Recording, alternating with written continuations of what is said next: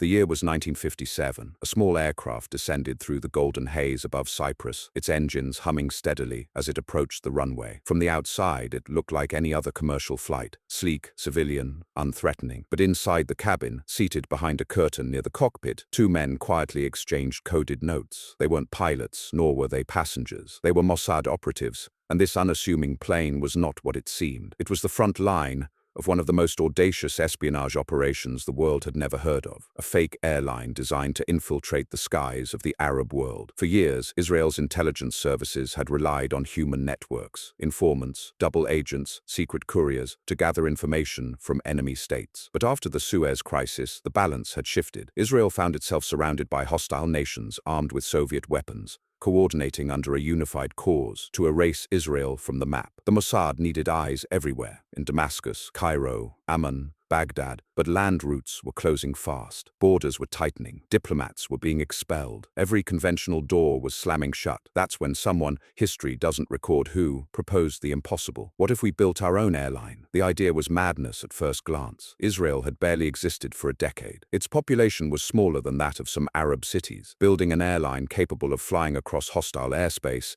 seemed suicidal. But Mossad didn't need a real airline. They needed something that looked real, something that could move people and materials in plain sight, gather intelligence under the cover of routine travel, and touch down in places where Israeli passports would never be welcome. The plan was christened Operation Maroon, a name that even within Mossad files appeared only in fragments. It would begin with a shell company, registered in Europe, claiming to serve regional routes across the Mediterranean. Mossad officers posing as businessmen and engineers would handle the paperwork, while field operatives recruited pilots, flight attendants, and ground staff, some aware of the airline's true purpose, others believing they were part of a legitimate venture. The operation demanded a perfect illusion. Planes had to be purchased through intermediaries. The company had to file flight plans, advertise tickets, even negotiate airport slots. And yet, beneath the paperwork, every detail was weaponized. The flight attendants, trained in surveillance and photographic memory. The cargo, concealed radio equipment, microfilm, coded documents. Even the maintenance crews were intelligence assets capable of planting listening devices in airports from Beirut to Khartoum. At the center of it all was a man named David Arman, a former pilot turned intelligence officer whose calm demeanor masked a streak of audacity that made superiors nervous. Arman had flown reconnaissance missions during Israel's earliest wars, often in aircraft that were falling apart mid-flight. Now he was being asked to command a fleet that didn't officially exist. He didn't hesitate. "If we're going to fly into the lion's den," he told his superiors, "then we'll do it dressed as shepherds." Under his leadership, the airline, officially called Mediterranean Charter Air, began operations in 1958. Its logo, a blue bird in mid-flight, was printed on glossy brochures and posted in travel agencies across Europe. Mossad ensured that journalists wrote glowing articles about the company's new routes and ambitious expansion. Few suspected that the airline's true headquarters was not in Athens, as claimed, but in a small, heavily guarded building in Tel Aviv. Each flight carried secrets. On paper, Mediterranean Charter ferried businessmen and aid workers between neutral cities, Rome, Athens, Nicosia. In reality, those same flights carried Mossad officers using false identities, diplomatic pouches containing intercepted communications, and miniature cameras smuggled into luggage compartments. But the brilliance of the operation wasn't just in what it moved, it was in where it went. Through a web of front companies, the airline secured landing rights in multiple Arab-controlled airports. Officials believed they were dealing with a European enterprise. Even customs officers smiled and waved as the planes touched down, unaware that inside their airports, Mossad was mapping every hallway, every security checkpoint, every radio frequency. Soon, intelligence began flowing like water. Flight attendants brought back whispered conversations overheard between Arab diplomats. Mechanics planted transmitters inside airport offices, and the pilots, handpicked for their nerves of steel, took photographs of military installations visible during takeoff and landing, using small cameras disguised as cockpit instruments. Still, every flight was a risk. If even one official suspected the truth, the entire crew could vanish overnight. And it wasn't long before danger came knocking. In early 1959, a Mediterranean charter aircraft was detained on the tarmac of Beirut's airport. Lebanese intelligence had received a tip, vague but alarming, that the airline's operations weren't what they seemed. A colonel in the Lebanese army personally boarded the plane, demanding to inspect the cargo. Inside the cockpit, Arman's heart hammered. He knew what was hidden behind the panel beneath his seat, a small steel case containing radio intercepts from Cairo. If discovered, it would expose not only the airline, but a web of Mossad's regional operations. He smiled calmly as the colonel barked orders, pretending not to understand Arabic. The officer opened crates, rummaged through suitcases, demanded the manifest. Arman stalled, apologizing for procedural delays, while his co-pilot discreetly activated a hidden switch near the throttle, a device that erased every scrap of recorded flight data from the plane's instruments. After an hour of inspection, the colonel found nothing incriminating. The plane was cleared, but the message was clear. Someone, somewhere, was getting suspicious. That night, in a safe house outside Nicosia, Arman met with his Mossad handler, Rafi Bendor, a man known for his cold precision. "They're probing us," Bendor said, lighting a cigarette. "Someone in Beirut has started connecting dots." Arman leaned forward. "Then we need to change the pattern before they see the picture." From that night on, Operation Maroon evolved. Routes were changed weekly, crews were rotated. The airline began flying humanitarian aid missions, gaining diplomatic protection under the guise of international relief. The ruse worked, suspicion faded, and the operation reached a level of access that astonished even Mossad's leadership. By 1960, Mediterranean Charter was flying regular routes into North Africa and the Gulf under multiple aliases. Its aircraft carried spare parts for oil companies, equipment for medical missions, and, unknown to all but a handful of people, components for Mossad's growing network of surveillance stations hidden in embassies and safe houses. In one of the operation's boldest feats, a Mediterranean charter plane landed in Khartoum under charter to a European mining consortium. In reality, its cargo bay contained a team of engineers who spent the night installing listening equipment inside the Sudanese Ministry of Communications, devices that would relay radio transmissions to Israeli monitoring stations for years to come. Every success, however, deepened the danger. The more the airline achieved, the more enemies it created. Egyptian intelligence, still reeling from Mossad's earlier operations, began investigating suspicious air movements. Syrian officials compiled reports on unidentified European operators using unusual flight paths, and the Soviets, whose advisors were embedded throughout the region, began asking questions of their own. By the spring of 1961, Arman could feel the noose tightening. Rumors spread that a spy airline was operating in the Mediterranean. One Cairo newspaper published a speculative article accusing Western powers of using civilian flights for espionage. The piece named no company, but Arman recognized the pattern of routes described. They were his. At Mossad headquarters, debate erupted. Some argued to shut the operation down before exposure. Others, including Bendor, insisted the airline had become too valuable to abandon. Arman was caught in the middle. He knew that every flight he took from then on might be his last. But he also knew that without the intelligence they were gathering, radio intercepts, troop movements, arms shipments, Israel would be flying blind in a region preparing for war. So he chose to continue. And within weeks, his decision would bring him face to face with the most dangerous mission of his career. One that would test not just his courage, but the entire illusion of the fake airline itself. By the summer of 1961, Mediterranean Charter Air had become a ghost moving between worlds, invisible to most,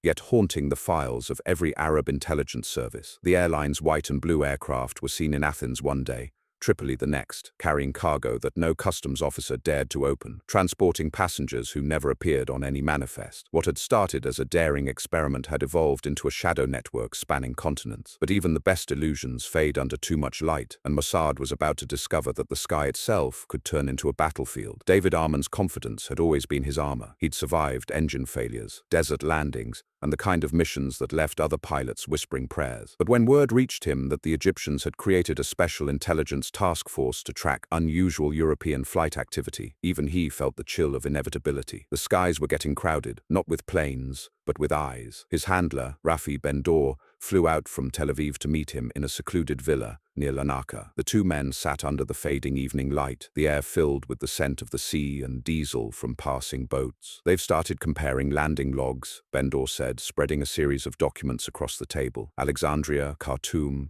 Damascus, they're looking for a pattern, our pattern." Arman's gaze drifted across the papers. "Then we erase it, we scatter, we make them think they're chasing ghosts." "That's what we've been doing," Bendor replied. "But it's not enough anymore. They're getting help from the Soviets, advisors, radar operators, analysts, the kind of people who notice when a plane doesn't quite fit where it's supposed to." He paused, studying Arman's face. "Headquarters wants to change tactics. They want the airline to go bigger." Arman frowned. "Bigger? They're buying new planes, Douglas DC-6s with longer range. They'll open routes to Tehran, to Aden. The thinking is simple. If we look like a small regional company, we're suspicious. But if we look like an ambitious international carrier, we blend in. It was a dangerous gamble, but in the world of espionage, boldness was often the only disguise that worked. Arman agreed, though the decision came with a weight he couldn't shake. More routes meant more exposure. More exposure meant more risk. The first long-haul flight under the new cover took off in September 1961. Destination, Tehran. Officially, it was a charter carrying European technicians to an oil refinery project. Unofficially, it was transporting Mossad officers carrying diplomatic pouches for Israeli operatives embedded across Iran's western border. The operation went smoothly, too smoothly. No questions at customs, no inspections, no delays. Yet when the plane returned to Cyprus 2 days later, Arman found a note waiting in his hotel room. No signature, no seal, just a single sentence written in Arabic. "We know what your wings are carrying." He stared at the paper for a long time before burning it in the ashtray. Whoever had left it wanted him to know he'd been seen, not captured, not exposed, just seen. And that was worse than anything. Bendor ordered immediate countermeasures. They changed hotels, rerouted flights, replaced entire crews overnight. Mossad's counterintelligence unit began tracing the leak, suspecting that one of their ground contacts in Cyprus had been compromised. Weeks passed in paranoia. Planes flew half-empty. Crews rotated through aliases so quickly that even the pilots struggled to remember who they were supposed to be. Then, in early 1962, something unexpected happened. A message intercepted from Damascus intelligence headquarters mentioned European planes involved in smuggling and espionage. It was vague, but referenced a cargo inspection gone wrong at a Syrian military base near Aleppo. Mossad analysts pieced the story together. A Syrian radar operator had noticed a foreign plane making repeated low-altitude passes near a restricted area, each time claiming to be off course due to weather. The aircraft's tail number? Registered to Mediterranean Charter Air. Arman was furious. He knew his pilots followed orders precisely. "No one breaks formation without clearance," he told Bendor. "No one." "Maybe they didn't," Bendor said quietly. "Maybe it was someone trying to be us." That idea chilled them both. If another intelligence service had begun impersonating Mediterranean Charter to mask its own operations, Mossad's entire cover could collapse. The Arab states might not know who was behind the deception, but they would soon find out that the airline was not what it claimed to be. In response, Mossad tightened control. Every flight now required authorization directly from Tel Aviv. Codes changed daily. False manifests were burned after each mission. They even created fake rival airlines, shadow companies that existed only on paper, to muddy the trail further. Soon, analysts in Cairo and Damascus found themselves drowning in confusion, unable to tell which European airline was genuine and which was a phantom. But even as the intelligence victories piled up, the operation began taking a toll on those who ran it. Arman stopped sleeping. Every airport terminal looked like a trap. Every customs officer's smile felt like a threat. The men and women under his command, some barely in their 20s, lived double lives that grew harder to sustain. One of them, a young flight attendant named Leah Moren, became his most trusted ally. Officially, she was part of the airline's public relations team. In truth, she was one of Mossad's most skilled field observers, trained to memorize faces, accents, and details of conversations without ever taking notes. She had helped uncover a Syrian arms deal in Ankara, and once slipped coded documents past an Egyptian checkpoint hidden inside a perfume bottle. One evening, as they waited for a connecting flight in Athens, Leah turned to Arman and asked, "Do you ever think about what happens if we fall?" Arman looked at her puzzled. "I mean, if someone pulls us in for questioning, if the mask breaks, what happens then?" He smiled faintly, though his eyes betrayed the exhaustion behind it. "Then we tell them the truth," he said, "that we're just airline people who got lost in someone else's war." But he knew that was a lie. There would be no rescue, no diplomatic exchange, no extraction team waiting in the shadows. If any of them were caught, they would vanish quietly, their names erased from every file. As the months passed, the fake airline began to accomplish what no intelligence network could. It blurred the borders of secrecy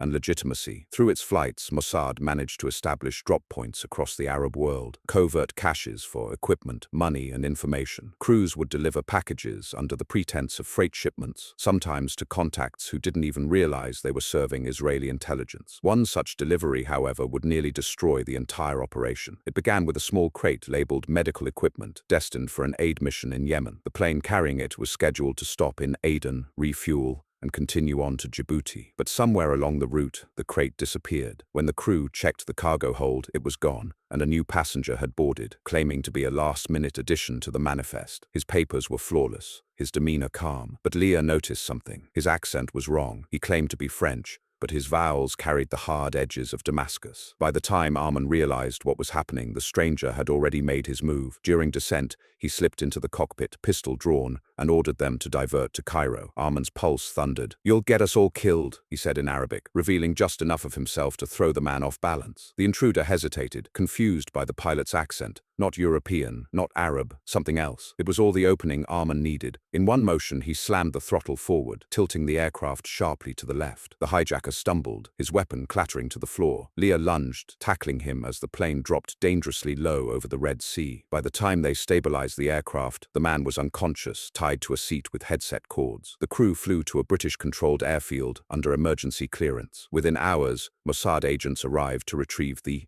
prisoner. He turned out to be a Syrian operative sent to capture one of Mediterranean Charter's planes. Confirmation that the airline's cover had been blown in at least one quarter. For Arman, it was both a victory and a curse. They'd survived, but the illusion was cracking. He could feel it. That night, as he sat alone in his quarters, the sound of distant jet engines outside, he opened his notebook, the one he kept hidden beneath a false drawer in his desk. On the first page, written in neat Hebrew script, was a single phrase he'd penned months ago when the operation began. "We fly not to escape the world, but to see it without walls." He stared at the words for a long time before closing the book. The walls were closing in, and soon, even the sky would no longer be safe. Because while Arman and his team fought to keep their airline alive, in Cairo, a man named Colonel Mahmoud al-Hafez had just been given a new assignment: to find and destroy the mysterious European company that seemed to know more about Arab military secrets than any spy network ever could, and his hunt would take him straight into the path of David Arman's next flight. The first reports of Colonel Mahmoud al-Hafez's new assignment reached Mossad headquarters in late 1962, carried by a double agent embedded within the Egyptian intelligence service. Al-Hafez was no ordinary investigator. He had built his reputation hunting foreign operatives across the Middle East, dismantling entire networks with a patience that unnerved even his own colleagues. He had the face of a bureaucrat and the instincts of a wolf. His record showed a chilling precision. No arrests, no trials, only disappearances. When word came that he'd been tasked with uncovering the mysterious airline rumored to be gathering intelligence for an unnamed Western power, Mossad knew the clock had started ticking. David Arman had faced danger before, but this was different. An enemy like Al-Hafez didn't chase shadows. He made them reveal their source, and it was only a matter of time before Mediterranean Charter's illusion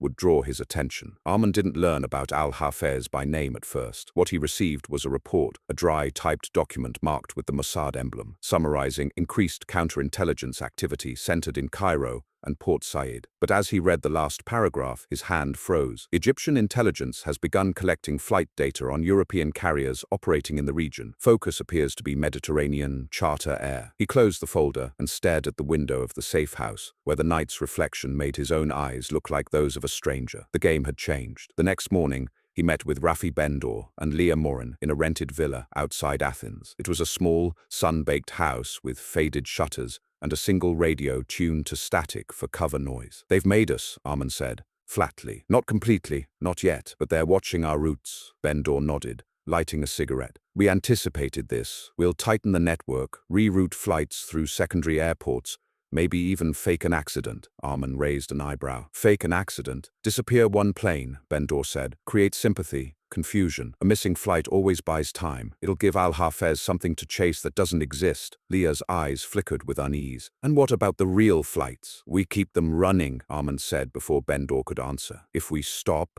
they'll know they were right. The only way to stay invisible is to keep flying." The plan was audacious, a fake disappearance staged in international waters. Mossad arranged for a small aircraft, already nearing decommission, to vanish during a routine ferry flight from Athens to Nicosia. Officially, it was lost in a storm. Unofficially, it was dismantled in a warehouse outside Tel Aviv, its tail section dumped at sea to complete the illusion. For weeks, newspapers mourned the tragic loss of Mediterranean Charter's Flight 312. Tributes poured in. The airline's reputation soared. Meanwhile, its real operations continued unseen, its agents collecting vital intelligence that Israeli defense planners relied upon daily. But while Mossad celebrated its deception, in Cairo, Al-Hafez was already dissecting the tragedy. He didn't believe in coincidences, and he didn't believe in storms that conveniently erased aircraft carrying European businessmen who left behind no families, no photographs, no pasts. He ordered his analysts to cross-check every passenger manifest, every flight plan plan filed by Mediterranean Charter over the past 2 years. Patterns began to emerge, the same names appearing across different routes, identical handwriting on signatures supposedly from different pilots, and most damning of all, communications from airports showing that the airline's aircraft frequently carried no registered cargo at all. Al-Hafez wasn't yet certain who was behind the airline, but he no longer doubted its purpose. "They are watching us," he told his superior during a closed meeting at Cairo's Ministry of Defense, "and I intend to find out how deep their eyes go." Back in Cyprus, Arman felt the tightening noose without seeing the hand that held it. Every flight was now preceded by hours of planning. Alternate airports, coded radio phrases, emergency extraction signals. Leah noticed how his once steady voice had grown sharper in briefings. "You talk like you're already under interrogation," she told him once. He gave a weary smile. "Maybe I am. We just haven't seen the cell yet." One evening, they received an urgent dispatch from Tel Aviv. It contained coordinates, 3 of them, one for Damascus, one for Port Said, one for Baghdad, all marked in red. Mossad had learned that Al-Hafez's men were setting up observation teams at these airports. The airline would have to stop operating in those regions immediately. Arman stared at the map. "If we cut those routes," he said, "we lose 70% of our access. Then we find new doors," Bendor said. "Doors they haven't learned to lock yet." A new plan was born. Instead of flying into hostile territories directly, Mediterranean Charter would approach them indirectly, through proxy routes. Planes would file flight plans to neutral destinations but secretly carry passengers or equipment intended for transfer through intermediaries. It was riskier, more complex, but it allowed them to remain unpredictable. The first of these flights launched in late 1962 under the guise of a humanitarian airlift carrying medical aid to Jordan. On board, among boxes of antibiotics, were small radio intercept units disguised as medical sensors. They were destined for agents embedded near the Jordanian-Syrian border, tasked with monitoring troop communications. The mission was a success. The transmitters picked up encrypted signals that revealed Syrian troop movements weeks before a planned escalation near the Golan Heights. For Mossad's analysts, it was gold, but Arman knew that every success brought them closer to exposure. Then came a mission that changed everything. In January 1963, Mediterranean Charter was tasked with transporting crates of engineering equipment to Khartoum. It was supposed to be a simple run, one they'd done dozens of times before. But just before takeoff, Leah noticed something strange. The crates were heavier than their manifests indicated, and one of them emitted a faint ticking noise. Arman ordered the plane grounded. When technicians pried open the crate, they found a hidden transmitter buried beneath a layer of machine parts. The signal was faint but traceable, and it was broadcasting directly to Cairo. They had been compromised from within. The discovery set off chaos within Mossad. A mole inside one of their European logistics companies had been feeding information to Al-Hafez's team for months, including shipment schedules and flight codes. The fake airline had not only been penetrated, it was being used as bait. Rafi Bendor flew out in secret to meet Arman. The two men argued for hours inside a shuttered hangar, their voices echoing against the steel walls. "We have to shut it down," Bendor said, slamming his fist on a crate. "It's not a secret operation anymore. It's a target." Arman shook his head. "If we stop now,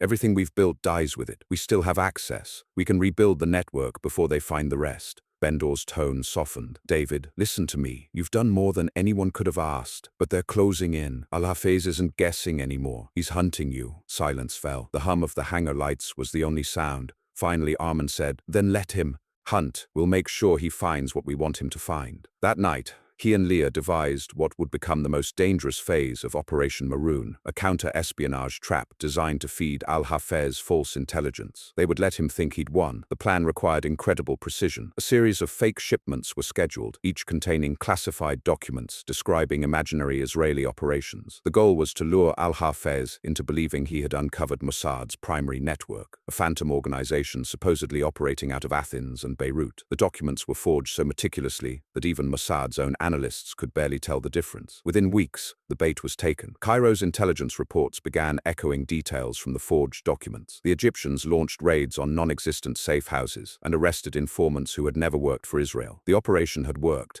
but at a terrible cost. During one of these raids, Al-Hafez's men captured a real contact, a courier working for Mediterranean Charter, who had been delivering messages between pilots and ground handlers. Under interrogation, he revealed partial truths, enough for Al-Hafez to realize the airline's involvement. When Mossad received word of the capture, Arman knew what would come next. Al-Hafez wouldn't just pursue the company, he'd pursue him. Days later, a radio message crackled through Mossad's Cyprus station, a coded distress call from one of Mediterranean Charter's both planes, Flight 409. The transmission was garbled, but two words came through clearly. Intercepted and Cairo. Arman's blood went cold. Flight 409 was his. Leah was on board. Headquarters ordered all communication to cease immediately. If the plane was downed, Mossad couldn't risk exposing the operation by intervening. But Arman didn't care about orders. He boarded another aircraft within the hour, a small Beechcraft registered under a false tail number, and flew straight into the storm. Somewhere between Crete and the Egyptian coastline, radar contact with his plane vanished. In Tel Aviv, analysts worked frantically through the night, triangulating signals, listening for anything that could indicate where he'd gone. For 2 days, there was silence. Then on the third morning, a faint emergency beacon was picked up off the Libyan coast. The transmission lasted barely 30 seconds before it went dark. Mossad dispatchers decoded the signal. It contained just one phrase: "The bird still flies." It was Arman's personal code, meaning the operation lived. He was alive. No one knew how he'd survived or where he was. But somewhere in North Africa,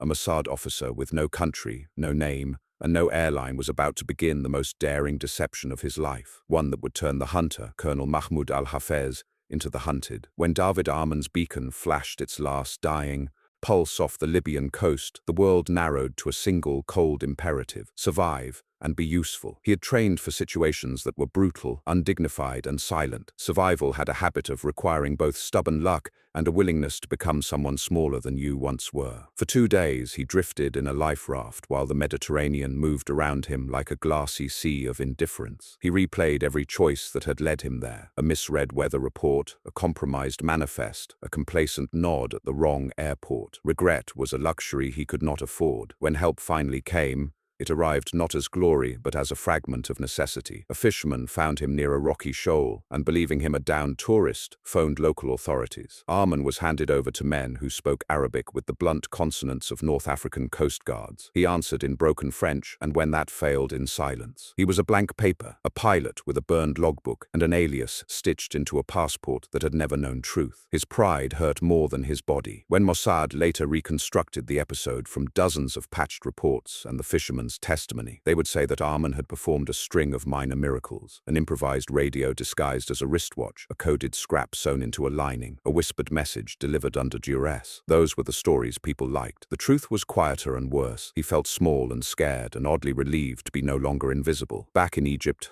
Colonel Mahmoud al-Hafez celebrated the apparent success of his campaign. Newspapers ran headlines about European spy planes, and senior officers were commended for rooting out foreign meddling. His men expanded surveillance grid lines and tightened cordons around ports and airports. Yet an old doubt gnawed at him. The arrests and raids produced noise but little substance. The supposed leaders of the Phantom Network had vanished or turned up with hollowed faces and no useful intelligence. Al-Hafez felt the intangible scorn of a hunter who had been led on a trail that sometimes ended in ash. He began to suspect that someone smarter than his analysts was arranging the mise-en-scène. That suspicion is what made him dangerous. Good hunters do not merely chase, they set stages and wait for reactions. Al-Hafez had a talent for creating pressure until mistakes emerged. He widened his net, planted temptations, and left crumbs meant to be followed. Mossad analysts, watching from Tel Aviv and Cyprus, saw only the surface: an Egyptian general who had found his groove. They did not yet feel the edge of the trap being tightened around their people. Leah Morin felt it earlier than most. After Flight 409, she had been pulled from frontline duty under the pretense of reassignment, but the truth was a private, gnawing fear. On a humid night in Athens, she sat at a window watching the lights of the harbor and felt a loneliness that had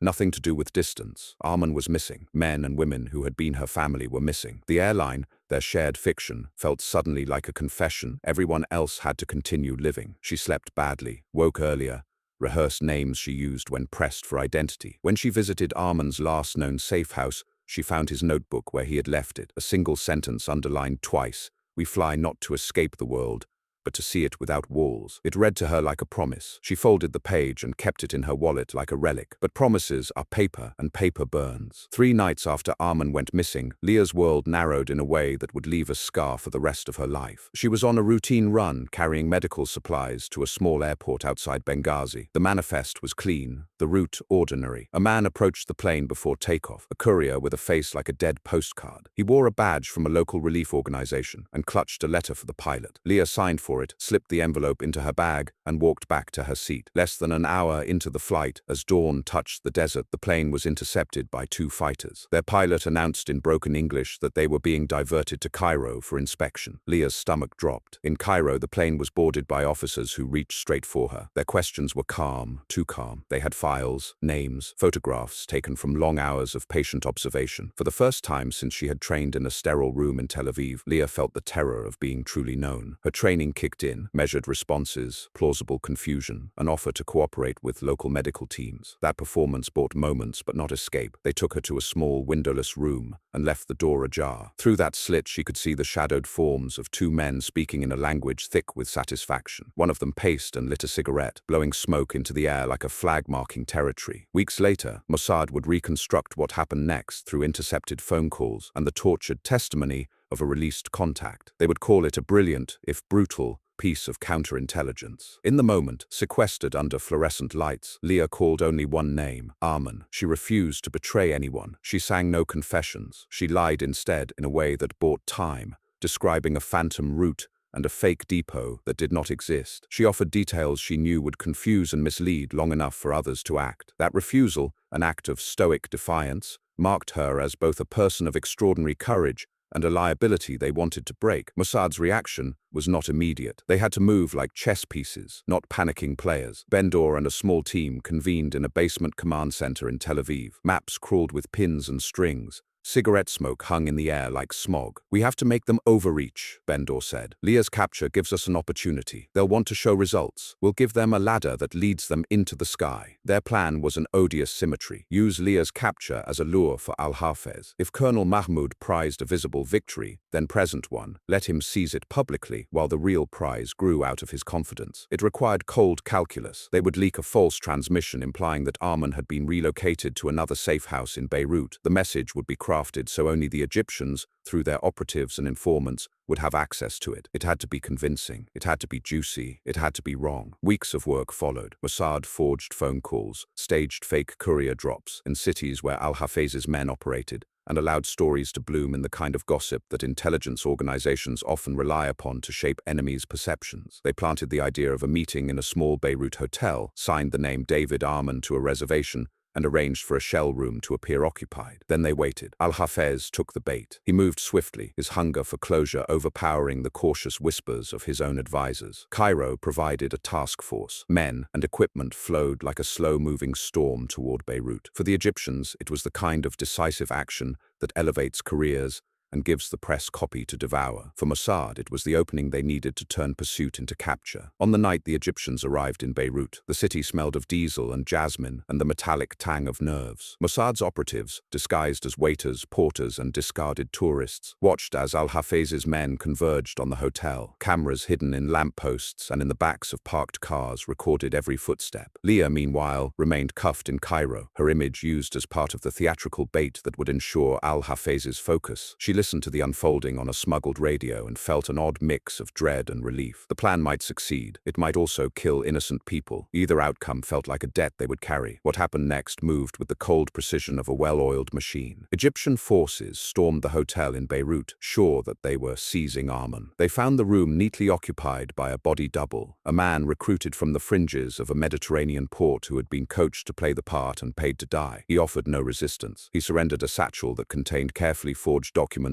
and a fake black book of contacts. The Egyptians took photos, read names aloud, and cheered. International cables celebrated the capture and lauded Al-Hafez for finally striking a blow against foreign subversion. But while Cairo celebrated, Mossad's cameras watched how the Egyptians celebrated. They tracked the intelligence flow, where the documents were taken, which officers examined the satchel, which phone numbers were dialed in the hours following the raid. Each reaction produced more data. Each step the Egyptians took to consolidate their victory widened the aperture for Mossad's counterstroke. Back in Tel Aviv, Ben-Dor allowed himself a rare, private smile. The trap was baited, sprung, and producing movement. The shell room had done its work. Al-Hafez had revealed the seams of his network. He had shown where he would place the evidence, which analysts he trusted, and how he would move his assets to exploit what he believed to be a breakthrough. With that information, Mossad could begin dismantling his best-laid plans from the inside out. But victory in espionage is never tidy. The price for the deception was real and immediate. The shellman's corpse would later be paraded on state television as proof of Mossad's barbarity. Families of innocent port workers would be interrogated and humiliated, and Leah, still in a windowless cell, would be pressed again and again until the limits of human endurance were reached. There is always a moral calculus in this business, and the ledger never balances in a way that looks clean. As Al-Hafez basked in his success,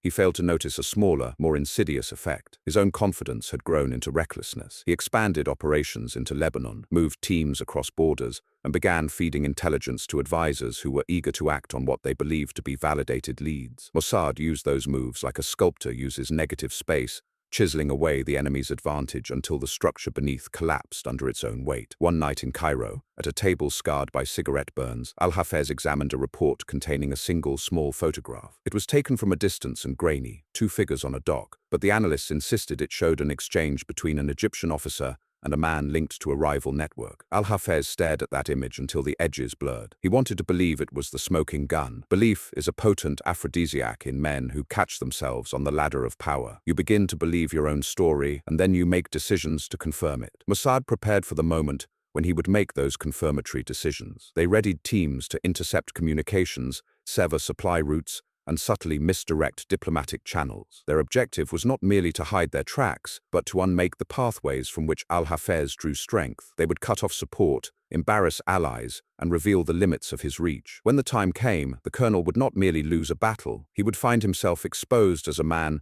who had chased a ghost into a house of mirrors. Yet for all of Mossad's plans and all of Armand's quiet endurance, there remained a human ledger to be reconciled. Leah lay in a cell that smelled of mold and old coffee, and while Mossad moved chess pieces across continents, her body endured the slow arithmetic of discomfort. She whispered a name into a smuggled handkerchief and prayed to a god that did not answer quickly enough. Her resilience, like so many things in this story, would become the hinge on which the final act turned. In the early hours before dawn, as Beirut slept under a thin silver moon, a line of cars moved silently from a warehouse near the port. Inside those cars were men who did not speak the pleasant languages of embassies. They spoke in the terse, efficient code of those who had been taught to make silence into armor. They carried radios, forged passports, and a single objective: to convert Al-Hafez's momentum into a liability he could not escape. The stage was set. The hunter was beginning to act like prey. The final day arrived like a whisper before a storm. Mossad operatives stationed across Beirut, Cairo, and Tel Aviv coordinated with the precision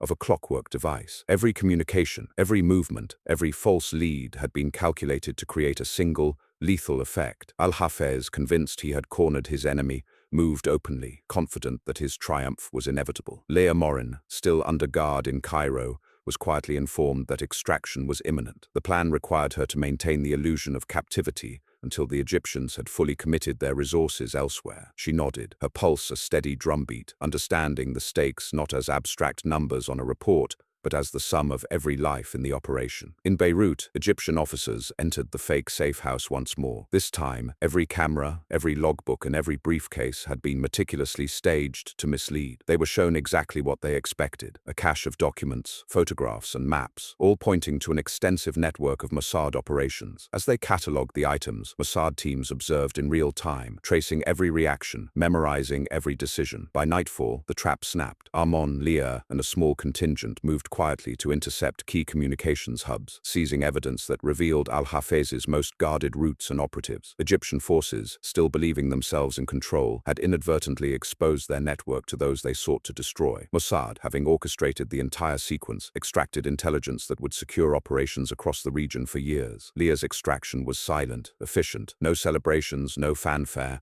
only the quiet recognition of survival and purpose. She and Arman reunited in a nondescript safe house in Cyprus. The relief was immediate, almost physical, a release of tension accumulated over weeks of fear, doubt, and endurance. The operation's success was measured not in headlines, but in outcomes: networks dismantled, officers exposed, and intelligence secured. Al-Hafez's confidence, once a shield, became a liability, leaving him to confront the consequences of having chased a phantom crafted entirely by Mossad's meticulous planning. Months later, as Arman and Leah debriefed in Tel Aviv, they reflected on the operation, its dangers, its moral compromises, and the human cost. They understood that espionage was not merely a game of intelligence but of patience, deception, and endurance. And in that understanding lay both pride and an enduring shadow, the knowledge that for every victory, countless unseen lives bore the weight of survival, sacrifice, and secrecy. The fake airline had flown beyond borders, beyond suspicion, beyond comprehension. It had become more than a tool. It was a symbol of Mossad's reach, their patience,